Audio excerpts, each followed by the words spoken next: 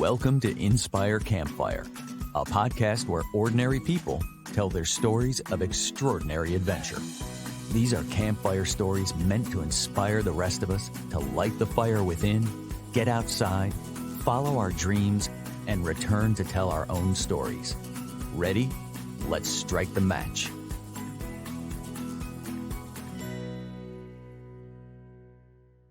Welcome to the show. I am your host, Scott Wurzbacher. Today, we are going to talk about the inner adventure of searching yourself through the practice of transcendental meditation. Most of our podcast episodes are stories of people's experiences connecting with nature and the physical world around us.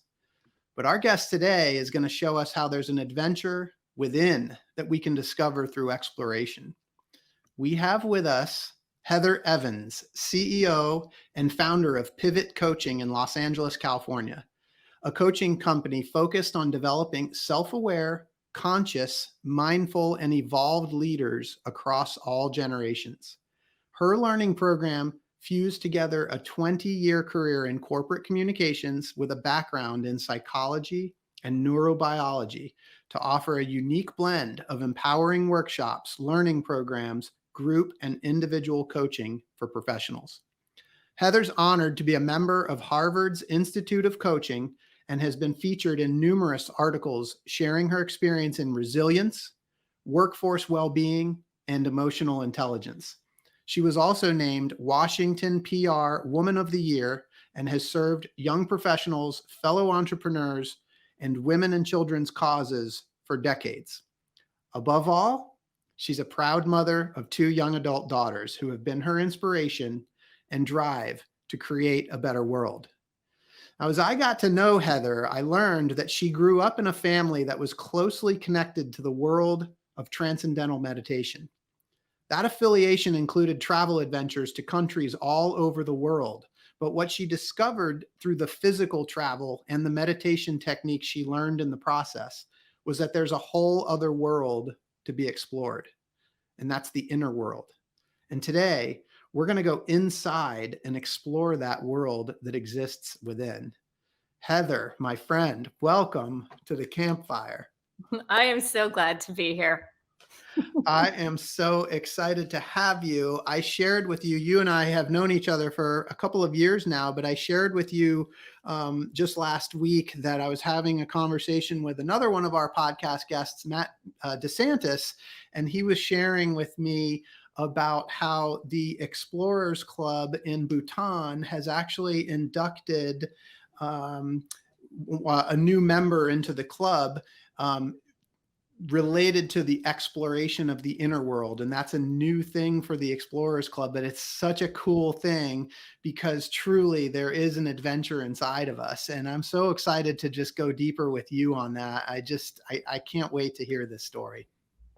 It's such a fun conversation. And as we get into it, I'll tell you why it's pretty funny that I'm actually having this conversation of all the conversations that could be had, just given my history. It's pretty funny. I love it. So if we can, I would love to just start with just quick overview of you, career, just family, whatever you'd like to share with listeners, just to kind of set the context for who you are. Well, you did such a great job of giving that summary of my background. But yeah, I'm a leadership coach. I come from a long history of focusing on communication, specifically strategic communications that are really about how organizations communicate with their target publics and how individuals can communicate better with one another. And ultimately, the journey of that career took me to where I am now, which is adding those elements to how do we communicate in our inner conversation, and how does that affect us in general, right? Our thoughts, our actions, how those are all linked. And so that is where it led me down the path of leadership coaching and really looking at personal growth and how it affects all aspects of our lives. That's great. So the technique that we're specifically going to talk about today is transcendental meditation. I wonder if we could just spend a minute just to kind of like start broad and then bring it in. can we just talk about for folks that aren't practiced in meditation, can we just kind of just do a high level, like what is meditation, and then kind of dive a little bit deeper into what is transcendental meditation in particular? Yeah, it's a good question because there's a lot more awareness now about the Mhm, value of, mindfulness mhm, practices and other forms of meditation. So really, it's very simple. There are three different kinds of meditation. There is concentration, which brings the our brain waves into gamma, which is the metric is 20 to 50 hertz. So your brain wave can settle, and those waves, though, are in a place of concentration. The second kind of meditation we can do is a guided meditation. That settles the mind even more. And the brain waves go into theta, which is a 4 to 8 hertz metric. Okay. So even more calm.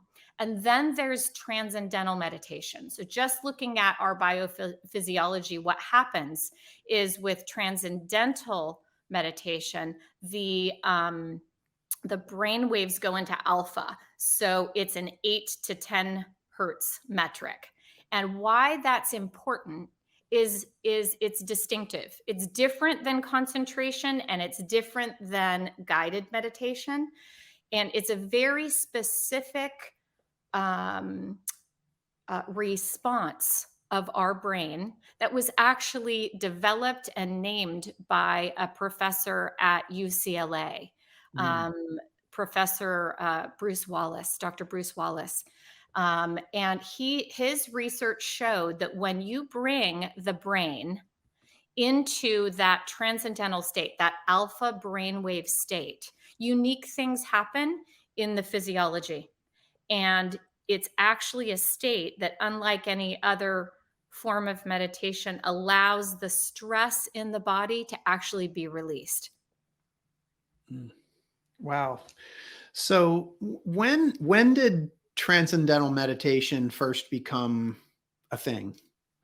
It has a long history. We'd Mm, have to say, it came from the ancient wisdom in the mhm, Himalayas. mhm, It spread to the West largely through the teaching and intention of Maharishi Mahesh Yogi, who was mhm, actually a physicist, a scientist, and he was studying in the Himalayas with a guru and started to become more and more concerned about the world as he looked out at what was happening with stress levels and all kinds of mental health concerns, countries not getting along, right? All these different, from the individual all the way up through looking at global ways that we're relating to one another that come from deep rooted stress and cause all kinds of fragmentation in society, right? In neighborhoods, in families, and with countries.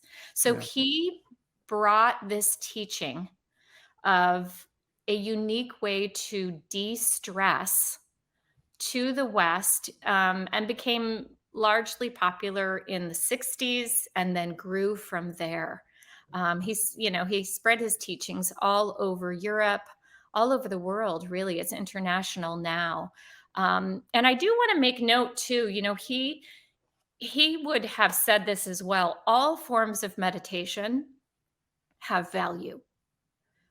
Mindfulness practices, concentration techniques, guided meditation all have tons of value. We're just talking today about what makes the transcendental meditation technique unique and why that is significant. right, right.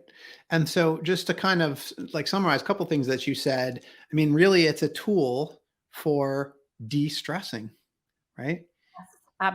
It Absolutely. is. And so you mentioned stress, mental health, conflict between nations. I mean, a lot of things that were going on in the 60s that you said, like, this is kind of when it was really starting to take hold. It sounds pretty relevant today too, Heather. Isn't that true? It's like stress and fatigue are quite like This is the challenge of our time, isn't it? I Yeah. think it's the challenge of the human condition. Stress and fatigue compromises brain functionality. Hmm. So it compromises, therefore, physical health, psychological health, and cognition.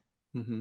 So stress and fatigue really ultimately compromise our focus, our behavior, our relationships, teamwork, performance. So it is worth us taking a deep look at what's happening in our personal lives and what's happening that emanates out from that, that's related to stress and fatigue. And if you remove that or had a way to do that, how much better your life would be. Yeah. 100%. And so, you grew up in this. You grew up around. It's a tool, really, but we can call it a movement, but it's a tool, Yeah. and it's very helpful. I mean, so my wife and I, you actually introduced me to it a little, probably about 2 years ago, and my wife and I have actually been practicing transcendental meditation now for about 2 years, and it's a very, very helpful technique to de-stress, to stay calm, to kind of, to learn how to better manage stresses, unnecessary thinking, unnecessary thoughts. It's a very, very helpful technique. And it's worked for my wife and I. And I just felt really compelled. I'm so glad that you're here to share this because you have such a broad perspective of this technique because it's kind of been it's pervaded your entire life.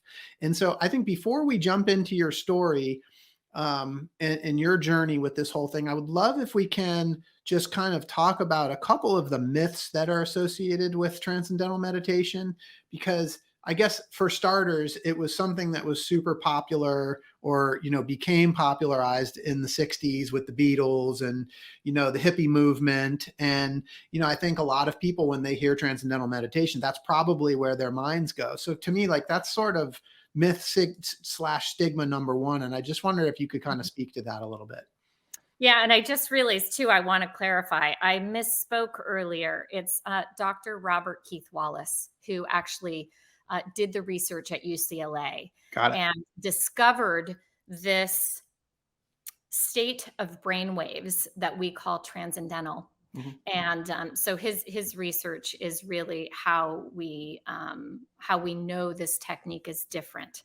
Yeah, so it's an interesting stigma, right? I mean, the TM practice, as you said, it's a technique. It's a technology.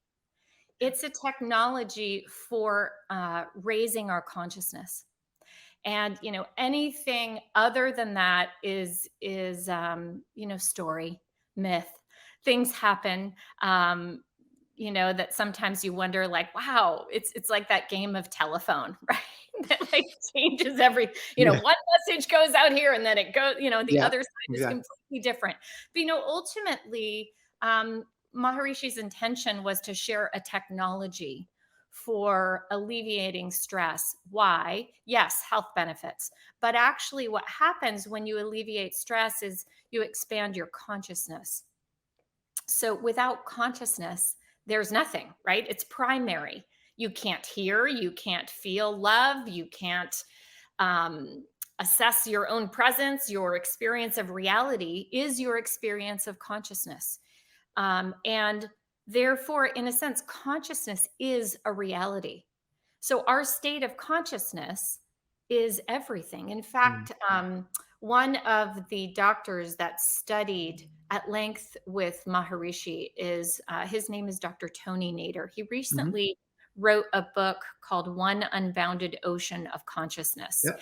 He's really the foremost expert of our time on the study of consciousness. And he explains that there are really kind of these two aspects of consciousness. There are two parts, if you will, right? There's the physical, which is limited to our five senses and how we experience that reality. And then there's the non physical, that's beyond our senses. And that is the part that gets developed well, both get developed, but it is the inner exploration of the meditation practice is about fine tuning our our ability to access that part of ourselves, that Mhm. peaceful, inner, unchanging part of our consciousness. So it's pretty foundational, right? Because consciousness is primary. So developing it gives us a sense of living, a meaning of life, really accessing our full potential. And it's really our greatest effectiveness in anything that we do. It's at the root of what the great philosophers and thinkers throughout all the ages have explored, actually. Yes. Um, And so you talked about stress, mental health, conflict, those things, right? And it's totally. because we're accessing that peaceful, inner, unchanging part of ourselves. That's it. That's it. Yeah, and it's so funny. So to think of it as anything other than what it is, which is, a way to develop our consciousness. And how do we do that? We reduce stress because stress blocks our consciousness from naturally raising itself. There's nothing we need to do to our consciousness. We are made absolutely perfectly. It's the stress of life, the stresses we put on ourselves with our interpretation of events, our the way our thinking might, be interpreting events, the meaning we give things, our perception. That's what reduces our consciousness. Yeah. So it's imperative that we have some technique, a technology that allows us to de-stress so that our consciousness can be at its full potential. Yeah. And this is something for all people, right? I mean, this isn't like a religious specific technique. Yeah, it's not, and it's so interesting. Again, anyone can make, I suppose, a religious experience out of anything. Mhm. Some people would consider sports their religion, so we can do that with anything. But yeah, I mean, what TM is, what Transcendental Meditation is a technology for de-stressing. Yeah. Yeah. All right. So let's talk about how you got started, Heather. Can you take us back because you were essentially born into this technique, this sort of way of life, and I would just love if you could kind of take us on that journey and bring us back.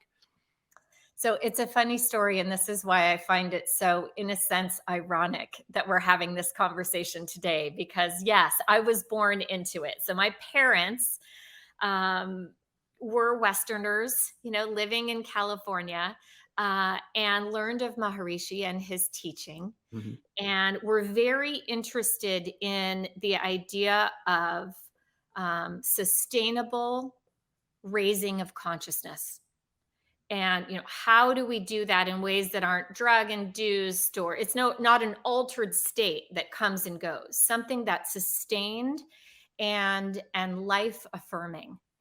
And so they studied with him and traveled with him for the first about 5 or 6 years of my life.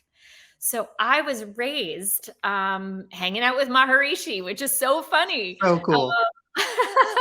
Most people don't have that experience. So we traveled all over the world bringing this knowledge of holistic health in general and the transcendental meditation technique, as a part of really looking at nutrition and health and the body, and what are the ways that we can live to our full potential. So we traveled. We lived in Switzerland, in France, in all over Europe, and even my youngest sister was born in a little chateau in Switzerland. So, kind of an interesting upbringing. I have a story that I can't remember, but I get told the story that thousands of people would come to hear Maharishi's lectures over time. There was quite a great uprising in consciousness and Mhm. and a big demand in the world at that time. And I'm now in the 70s for this idea that we could live better, that we could have a better experience, that we could have more peace and more happiness. Mhm. And how do we do that individually and collectively? So thousands would come when he spoke from all over, anywhere we were in the world. And as the crowd drew at one particular lecture, everyone was waiting for him to come out and take the stage. And they were waiting, and the crowds are getting impatient, and they, like, where is he? When's he going to come out? And suddenly a side door right off the stage opens and out he walks, and I walk with him, kind of holding onto his robes at the time. He was That's Indian, so amazing. culturally he wore a dhoti Yeah. that was very appropriate for that time and his culture. And, just walking out, just like it was just another, oh, who's come to see us? Thousands of people. Yeah. So, an interesting journey. But the truth is that it was just TM was always there. I Yeah. learned when I got my first little technique that they give to children called a walking technique. Okay. And at 10 years old, so I learned at age 3, and then at 10 you get a sit down technique, which Hmm. is a little different. And the truth is that I meditated as a part of our family practice, but Hmm. in my teens, like all good teenagers, I rebelled some. It Yep. was like, that's my parents' thing and I don't want to do it. And it really was true that most of my 20s and 30s I kind of went in and out of regular practice, and I saw it mostly as like this healthy thing that I probably should do if I have time, kind of like going to the gym, Yep. right? Or any other Yeah. health practice. Yeah. Yeah, The habit, right? It's building a habit. exactly. Yeah. So it wasn't until my 40s that I would say I really reclaimed the practice, really made it my own, and looked at the research and looked at, what is this thing called TM? And, why is it that for 50 years, the largest institutions for the study of really human health, from the National Institutes of Health to Yale Medicine, Stanford, Harvard, they've all studied and published over 700 research studies now on the transcendental meditation technique. Like, why is that? What is this about? What's this big curiosity? Because it was just always there for me. I didn't really realize what a gift that was. And so it wasn't till then, in my 40s, that I started to look at what is this thing in consciousness and what is this practice and this technology that's available for really expanding our consciousness, and why is that important? Yeah. Yeah. And so specifically for you, you had an awakening. I did. In Joseph Campbell's work, The Hero's Journey, which is, of Yes. course, a Love it. huge, something we know and love, and I know is inspiration to you. Um, it is our life is a grand adventure. Hmm.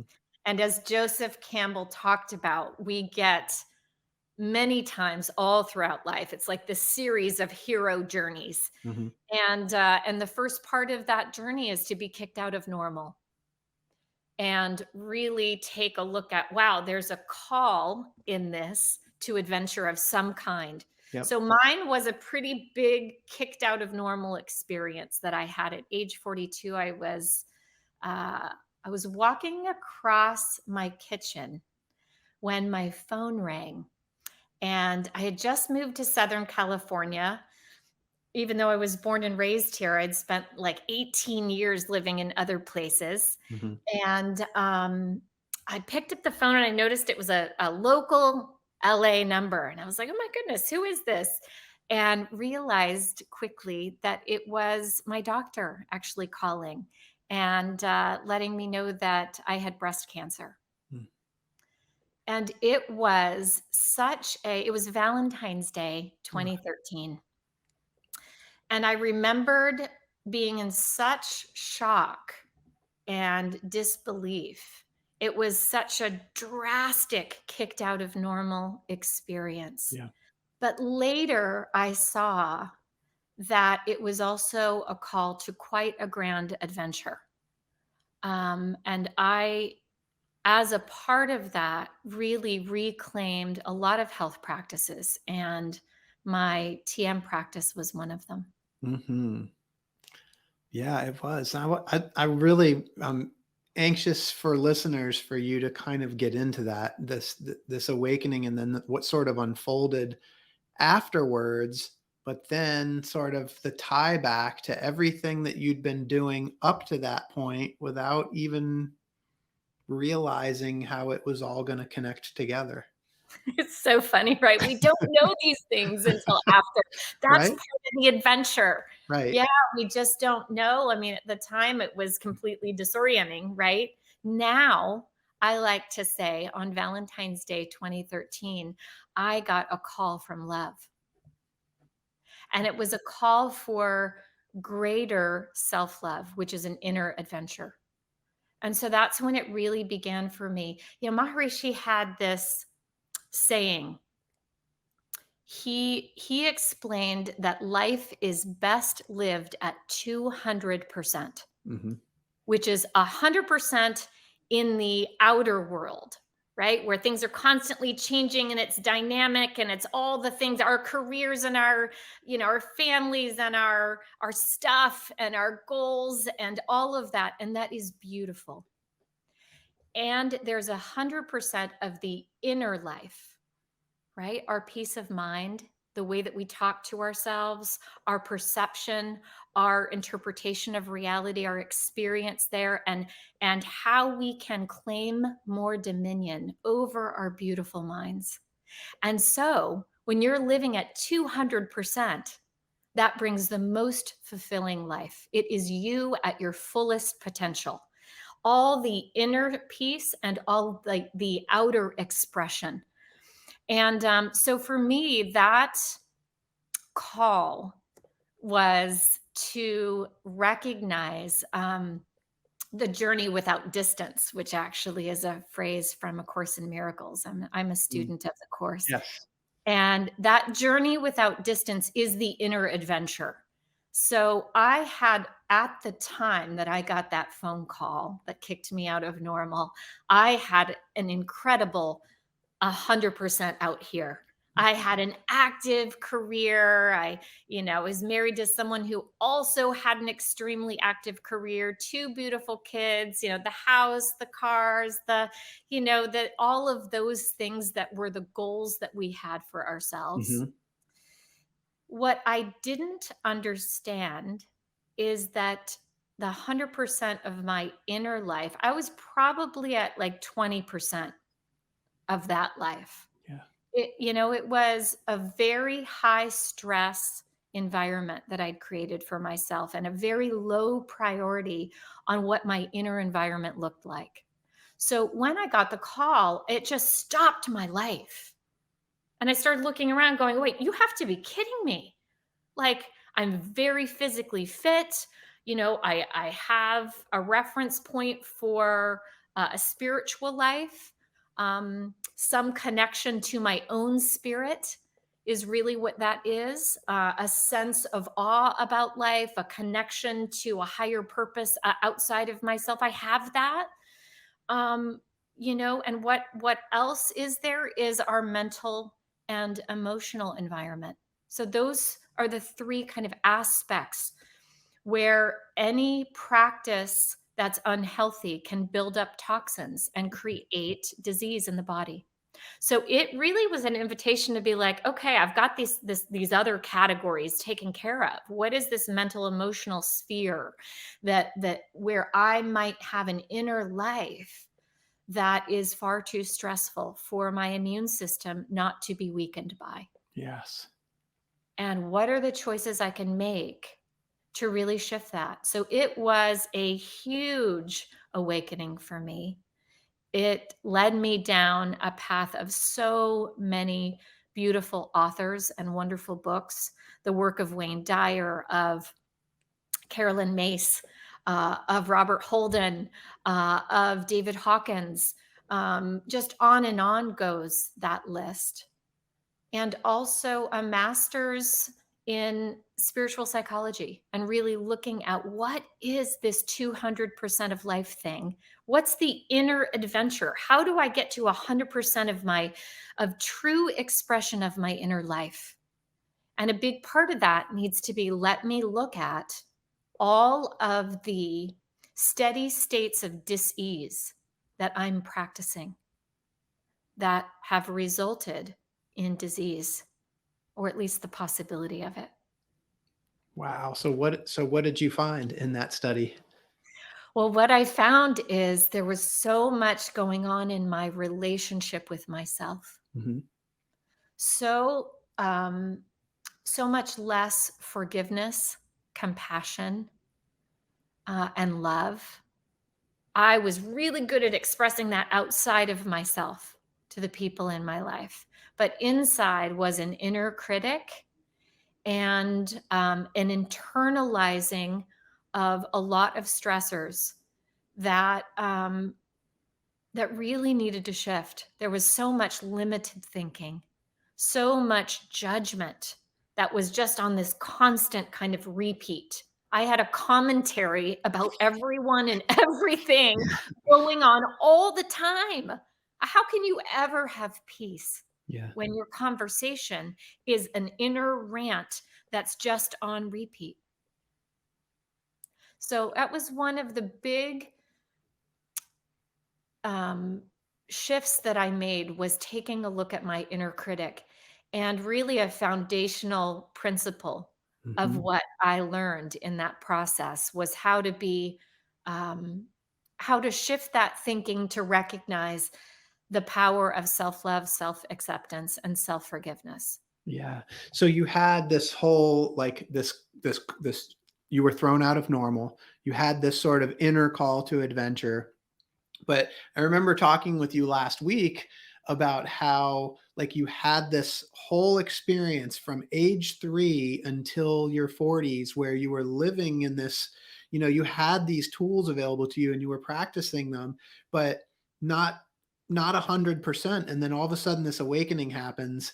And now all of a sudden the transcendental meditation technique that you've been practicing your whole life all of a sudden takes on this whole new meaning. And I would just love for you to just, if you could get into that a little bit. Yeah, I mean, the funny thing about it was I started looking at all of the practices that we Mhm. can do, right? I looked at the teachings, the wisdom teachings, the great wisdom teachings of our time, beyond religion into really spiritual philosophies. Mhm. And so, I read, I studied, I inquired, and then I started looking at what are those practices and how do I embrace the practices I already have in a new way. So that's when I rediscovered the power of transcendental meditation. And just because simply I became more regular. Yeah, 20 minutes twice a day. That's Yeah. what Maharishi recommended Yeah. in his bringing of this teaching. And initially that honestly just sounds like, I don't know, it's like so much. How could Right, I, right. but the truth is that it's a very effortless technique. And what happens in that practice of such an effortless technique, that's one of the other ways that it is um, distinctive from a concentration form of meditation or even a guided meditation. It's even more effortless. And the practice of effortlessness, 20 minutes twice a day, what it brings out in your outer expression of your life, it's almost like, I don't know what else to call it except more grace, more synchronicities, more effortlessness. So it's like for those 40 minutes in total daily, I probably saved 3 hours of time where I was efforting. Everything was full of effort, trying to make it Yeah. happen, trying to, controlling patterns and trying to just really accomplish more with less. And, all of those kinds of things that we do to ourselves when we look at success as this outer expression only. Yeah. Well, I There's really a there's a Mm. there's a great story that I love, and I've actually mentioned this to a couple of people recently. So this is not TM specific, but and I don't know who to credit this, but there was a Zen master at one point that said everyone should meditate for 30 minutes a day, unless you don't have time, in which case an hour is required. Right? So good. You think about that for a minute, but it's so true. If you Yes, can't make 30 minutes, you better make an hour. it's so true, and so Yeah. it seems contrary, Yeah. and certainly to Western thinking. Mhm. However, I just invite people to experiment with that idea Mhm. and see for yourself. Because what I discovered when I became willing to just conduct little experiments in my life, about how I could invite more grace and more ease and more peace and more settled mind, is that there was a whole different way of relating and being in the world that really was about more peaceful practices that bring more peace to our outer expression. And Mm. it's hard sometimes, I think, to even describe that inner journey and the value of it unless you conduct these little experiments and try for yourself. I mean, just a few minutes of journaling in a gratitude journal, 5 minutes, Yeah. for 2 weeks. What happens? Pay attention. These are the little practices that I started to slowly but surely unpack and experiment with more and more, and then bring into my work in the world, because I realized, wow, no one really teaches us this.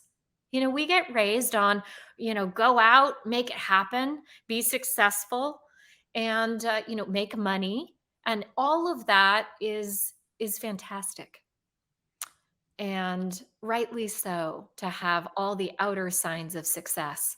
What we're not taught is, let's also live the other 100% of our life, so that when we're having all of that success, we feel successful. So what happens, I mean, in this inner practice, and we call it a practice because it's practice. It's not a thing that you go do for the thing. It's a practice, right? So what happens in that practice that helps you to have that inner adventure, that inner exploration? Hmm.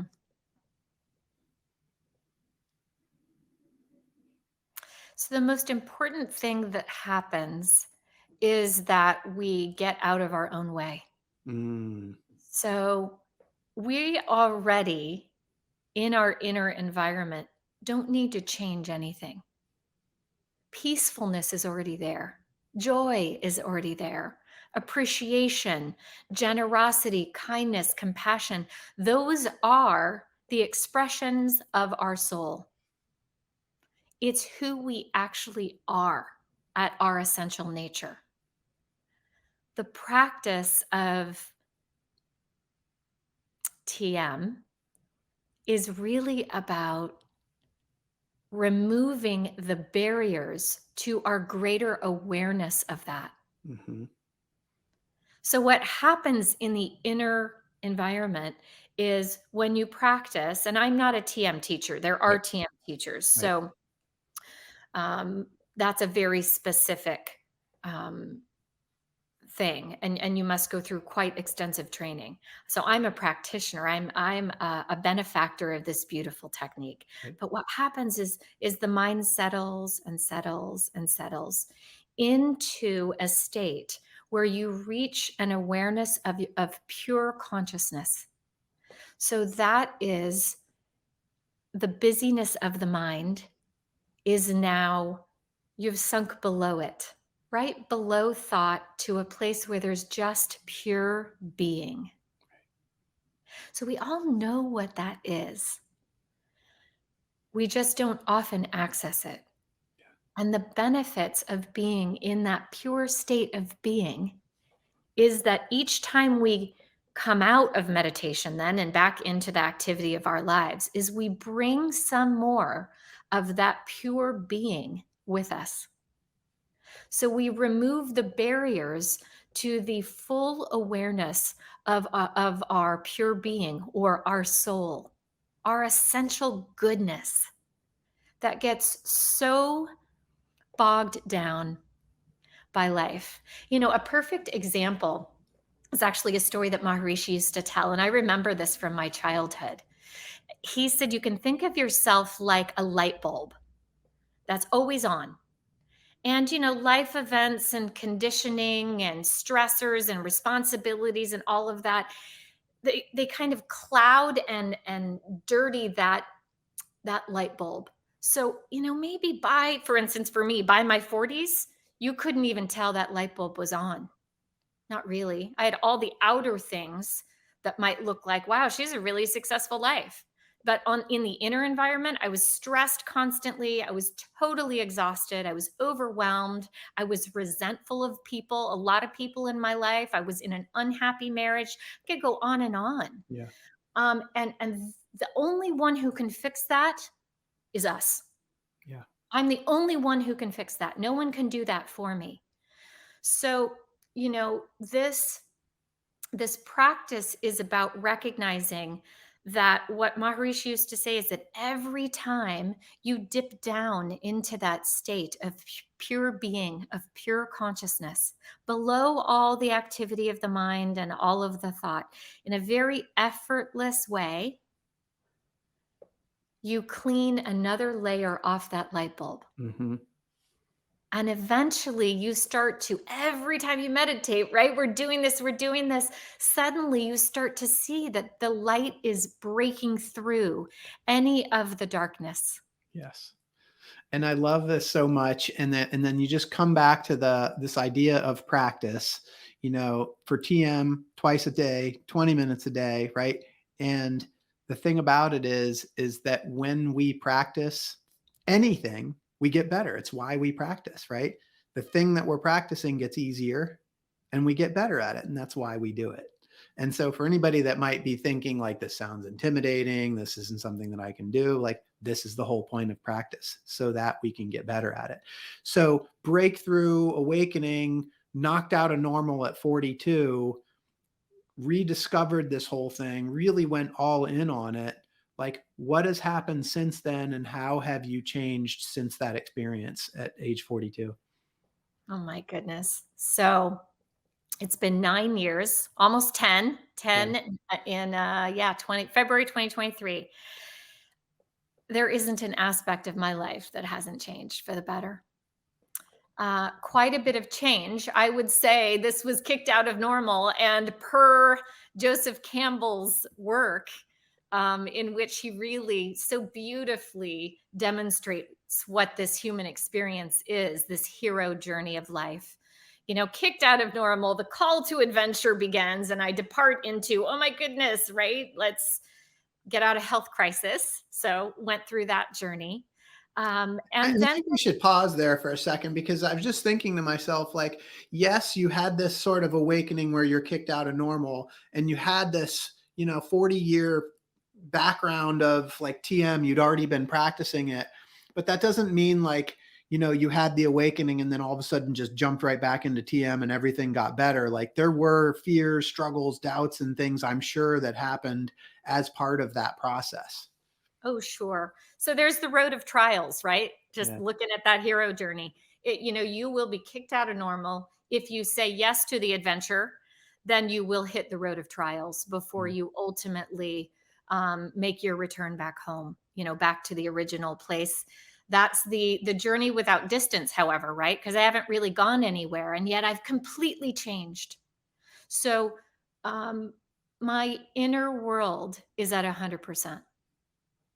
And that was a big journey.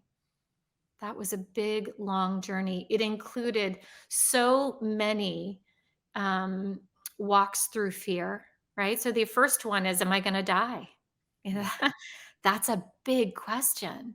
We don't always, get that particular question. But many people do. And unfortunately, a lot of women. Breast cancer is still one of the biggest health crises of our time in women's health. And taking a look at that, and then making the decision that that's not going to be my story, and going through the choice of what that looked like for me, which was Western treatment. It included surgery and chemo and radiation, and 4 months of chemo, 28 doses of radiation, and then looking at what are the Eastern modalities that I want to use to support myself through this process. And then after it was all over, that part of, we might say, that particular battle, it was, okay, how do I detox my physical body? And a burning question for me on this path was, what is it to be healthy anyway then? because I thought I had it all figured out. Yeah. And so that burning question, what is health then, led me to what is emotional health. And how do we learn that? How do I teach this to my daughters who were 7 and 12 at the time? How I thought I had it figured out, which means I have a lot more to learn. And that is a really uncomfortable place to be. And it is the only place that will allow you to access the fertile ground of what is next for you. Well, I think the great thing, and I'm in a similar place with young daughters, is that you've gone through this experience, you found this technique, you practice this technique that's helped you through this whole journey, and now you've gifted it to them, and now it's their turn because they've got to discover that 100% inner themselves, right? Yeah, and so you've given them that, and you're modeling it yourself. So you're modeling that, they see it, and the next step is up to them. But you've given them the tool that they need. Heather, this is amazing, and I'm so thankful for you sharing your story. I am curious if there's people that have been touched by your story, or if they're interested in meditation, transcendental meditation. What advice would you have for people that have maybe heard some of this but are interested in kind of diving a little bit deeper? What suggestions would you have for people in terms of getting started on really discovering that inner 100%? So I would direct them to tm.org. Again, Okay. it's practice that I stand by, but I think it's really important that all of us really check in for ourselves. So on that website, right on the home page, you can read the research yourself and get a lot of questions asked. You could be directed to a teacher if you wanted to start, or an introductory uh, um, meeting where they give you kind of an overview of what this is and teach you more about that. So all of that's available on the website. So I'd say explore that. And then if you're really interested in an inner journey, I think there's no better way than working with a coach. Now, Yeah. I am a coach, so I have that bias, but here's why I say it. And finding the right coach for you is really important too.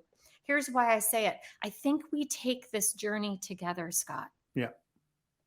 Whether it's in small communities, or within our social groups, or really looking for something outside of that to give us a little different perspective and to create learning communities of our own. We're not taught this in school. Yeah. This is truly something, the idea of this is your consciousness, you're in charge of it, and it is the key to your most full life expression. So there's no better adventure than deciding on your own that you're going to expand your consciousness to reach what is possible for you in a whole new way. And I think we do that in community. I think so too, and I think that with the coaching piece, I mean, a lot of what happens through this process of meditation and life in general is we're taking, like, unconscious parts of ourselves and bringing them to our awareness. And, like, to your point, when you're working with a coach, a lot of times a coach can see things that you don't see. Like, we have blind spots, and a lot of times a good coach can help bring that out of you.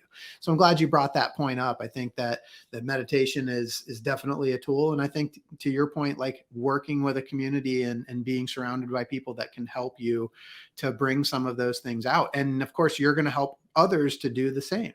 So I think those are both really great points. So we need to finish today with the two questions that I ask everybody that comes on here, and it has to do with Hollywood, right? Because you've had this epic adventure, and at some point Hollywood's going to make a movie about your life. But before we do that, because we always talk about Hollywood actors, TM is kind of a popular thing in Hollywood, right? I mean, there's a lot of celebrities that practice TM. Yeah, it's so interesting. George Lucas, Clint Eastwood, Jerry Seinfeld, Martin Scorsese have apparently, right, were meditating for decades. It really influenced their filmmaking.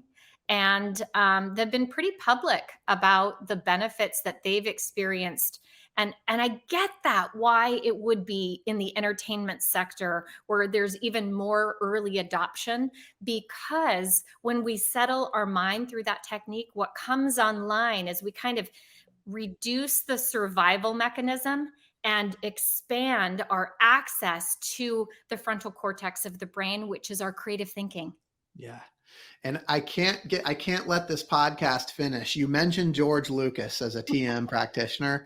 And I just, I'm a huge Star Wars geek. It was the first movie that I saw when I was a child. And I've like followed the entire journey all the way through all the movies. And the first time I watched a video with Maharishi, like immediate, I was like, that's Yoda. He is Yoda. And I brought this up to my TM instructor, the person that first taught me TM, and he said, oh yeah, Maharishi was the inspiration for Yoda. And it makes sense if George Lucas. So I encourage anybody, go check out a video of Maharishi if you're a Star Wars fan. I can't confirm that, but it was just something when I first saw Maharishi, I said, that is Yoda. And oh my goodness gracious, so cool. Got to check that out. So Heather, with that, when they make this movie about you, we want to know who is going to be the Hollywood actress that's going to play you in your movie. Jennifer Aniston. Yeah, perfect. Yes, I love that. What a great choice. Right. For better or worse, I've gotten that my whole life. Okay. Yeah. Oh, you look like Jennifer Aniston. Or oddly enough, just the name Jennifer. If someone forgets my name 9 times out of 10, they're going to say, was it Jennifer? It's so weird, but true. I love it. I have a Jennifer vibe or something. All right. So what's your movie going to be called? I would say 200% of life. I would hope. Yeah, I would hope. I love that. 200% of life starring Jennifer Aniston.